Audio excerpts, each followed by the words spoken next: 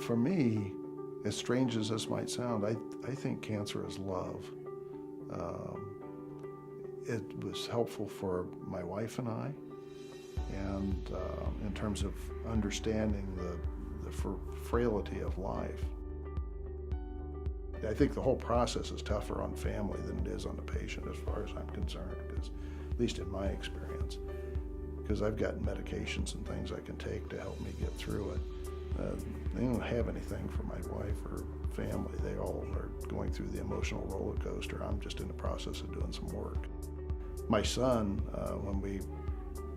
just before we started the chemo, he shaved my head for me so that when the grandkids all come in, this is done, as opposed to them saying come out in lumps and glumps and whatever. And I think it was probably a little hard for him to do that, but at the same time, I think it was okay for him to do it because he was in control of doing it then instead of something else happening. We had a friend that had breast cancer probably 16 years ago, I guess. I called her, and I hadn't seen her in probably 3 or 4 years, and I said, Sherry, what can I expect? And she said, well, what's your diagnosis? And I told her, and she says exactly what I had. So she went through the whole process that I was about to go through, and it gave me a lot of comfort. The Omaha Fashion Week, and they have the first night of the fashion walk, they dedicate it to the cancer survivors. And the cancer survivors are the models. I participated in that, and that was a really great experience.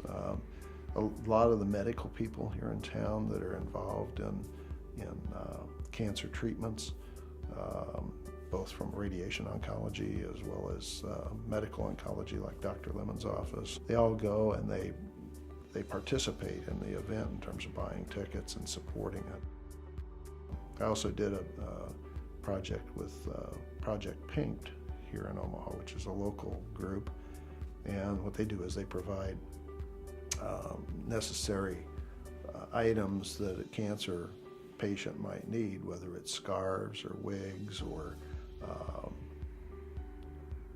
sometimes it's transportation to get back and forth to their chemo sessions or their doctors. Not everybody has the ability to get there easily. And so if they can provide those kinds of services to those folks, that's what they do. And it's a really worthwhile project. And we did a calendar.